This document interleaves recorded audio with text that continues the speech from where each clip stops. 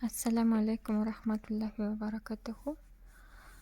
Бүгдээрэнд нь Рамадан сарын мэнд хүргэе. За энэ удаагийн дугаараараа бид Аллах бүх нүглийг уучлалт гэдэг сэдвийн талаар үзнэ. Ерөнхийдөө манай channel маань одоо шинэ конверт анхан шатнаас нь эхлүүлээд ислам шашныг одоо судлаад явж байгаа хүмүүст зориулсан байгаа. Тэгэхээр ер нь бол Аллах бурхан бүх нүглийг уучлалт гэж үздэг. Тухайн хүн маань хаашаа харж одоо хинээс уучлалт гуйж байгаас бас хамаарна. Одоо жишээ нь ямар нүгэл үйлснээс хамаарна. Тэгтээ тухайн нүглээ өөрөө санаад гимшээд Аллах бурхан руу хандаад өө Аллах одоо намайг ийм зүйл хийсэн дуучлаарай гэд бол уучлалт гуйгаад бурхан бол уучлалдаг. Тухайн нүгэл маань бас өөр хэний нэг жишээ нь буруутгасан ч юм уу тохиолдолд нөгөө хүнээсээ бас заавал уучлалт гуйх хэрэгтэй. Бас бурханаас тухайн одоо нүглээс үүдсэн үр дагавраас ангижруулж өгөөч гэж давхар гуйх хэрэгтэй. За ерөнхийдөө энэ одоо уучлалт гуйх гэмших явц нь өөрөө одоо тухайн хүний хэр одоо үнэн байгаагаас шалтгаална, нүгэл нь хэр том байгаагаас шалтгаална, тэрнээсээ шалтгаалаад одоо олон удаа ч юм уу гуйх бас шаардлагатай. Аллах бол өөрөө бүх нүглийг уучлна гэж бол хэлсэн байдаг. Адамын хүүхдүүд одоо тэнгис талаас их нүгэл үлдсэн байлаа ч гэсэндээ бурханаас уучлалт гуйх юм бол уучлалнаа гэж бол хэлсэн байгаа. Яагаад тэгэхээр бурхан бол одоо хамгийн нэгүүлсэнгүүтэй бүх нүглийг уучладаг. Нүглийн үр дагавраас нь бас салах боломжтой. Тэгтээ тухайн хүн маань хизээ яаж уучлалт гуйж ийн гэдгээс хамаарна. Шинэ нариун сар бол яхаарахгүй нүглийн амьдлалд хамгийн тохиромжтой сар байгаа. За энэ сард бол муслим хүн мацгаа бариад тэгээд одоо залбирлаа үлдээд ингээд үнэнгээсээ сайн үйл хийсэн бол Аллах бол бүх нүглийг уучлнаа гэж бол хэлсэн байдаг.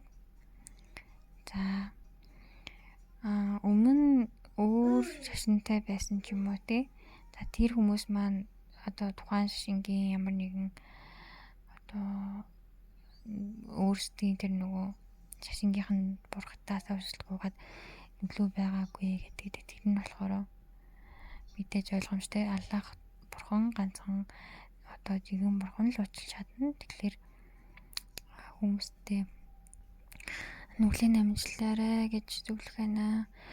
Тэгээд ерөнхийдөө нүглээ намжлах хэд хэдэн төрлийн дуаанууд байдаг. За хамгийн тохиромжтой дуаан бурхан бүх одоо хүсэл гуйлтыг хүлээж авч уучлдаг тэр одоо сар тэр шүн Рамадан сарын Лайладул Кадр буюу одоо анх Куран дэлгэгдэжсэн өдөр За одоо хүчний шүн гэж бас нэрлэдэг. За тухайн шүн маань хүмүүс маань одоо хамгийн том нүглээс эхлүүлээд хамгийн одоо анх үлдсэн нүглээс эхлүүлээд өдийг хүртэл үлдсэн бүх нүглээ уучлуулж болно. Дуа нь бол Аллахумма иннака афуун тухиббул афва фа'фу анни буюу Oh partner, pardon me because you love to pardon. За монголоор орчуулах юм бол одоо энэ хамгийн өршөөнгүй нэг нь өршөөх дуртай учраас намайг өршөөгөөрэй гэсэн утгатай. За энэ дуааг хэлснээрээ тухайн хүн маань одоо өршөөгднөө өмнө үлжсэн нүглээ одоо бичүүлсэн ингээд утцсан байсан ч гэсэндээ бурхан одоо тухайн нүглийг намжлна гэсэн утгатай. За нөгөөт нь болохоор Аллахумма гфирли дамби куллаху жиллаху ва диккаху ва авалаху ва ахираху алянинтаху ва сираху. За энэ болохоор юу гэсэн үг вэ? Oh Allah, forgive all of my sins. За анхны үлдчихсэн нүглээс үлээ сүүлийн үлдчихсэн нүгэл хүртэл хамгийн томоос нь жижиг хүртэл за нүдний далд үлдсэн нүгэл за ил үлдсэн нүгэл бүгдийг нь уучлаарай гэж бол гуйж байна.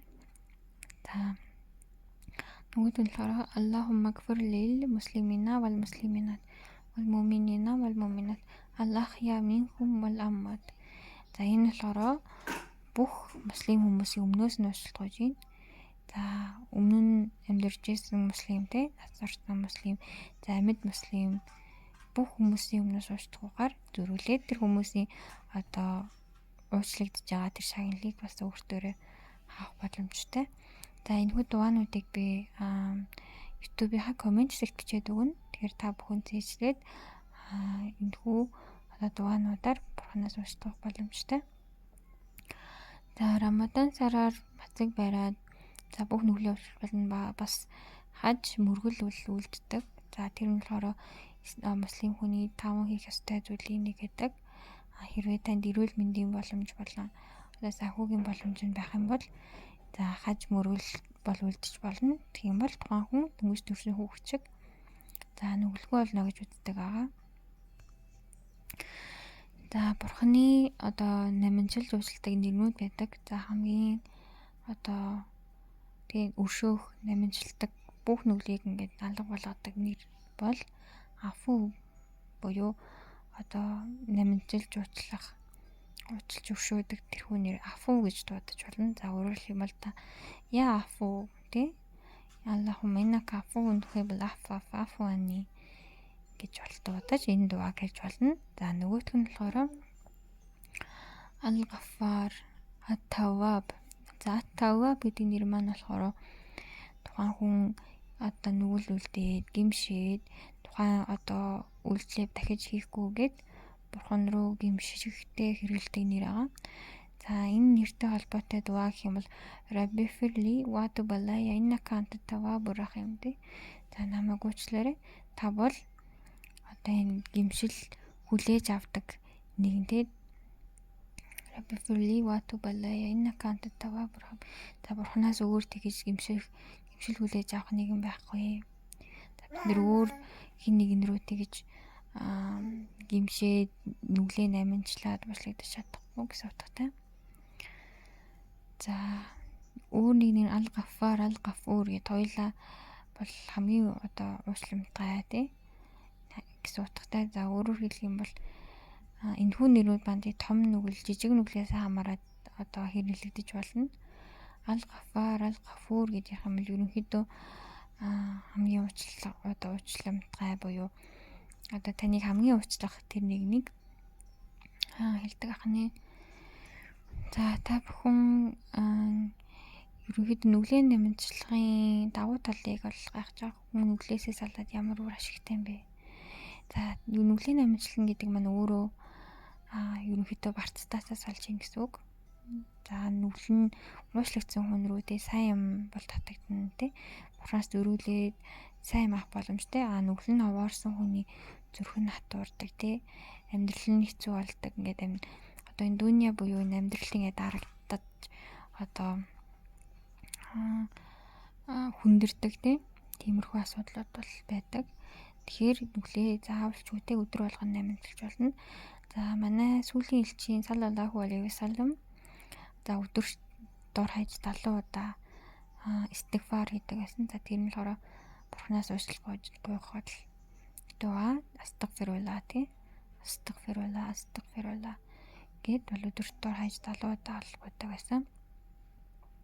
За тэгэхээр энэхүү дугааг бол хэлж болно. За нөгөөтэйгөр Бурханы магтаал тий субханаллахи ва бихамдихи субханаллахил азим. За энэхүү магтаалыг 100 удаа хэлснээрээ хүн бас бүх нүглээсээ намжилтгаа гэж үздэг. За тэгэхээр та бүхэнд энэхүү дугаануудыг маань YouTube-ийн коммент хэсэгт бас үлдээн. За тэгэхээр та бүхэн зээжлээрэй. За ассаламу алейкум ва рахматуллахи ва баракатуху.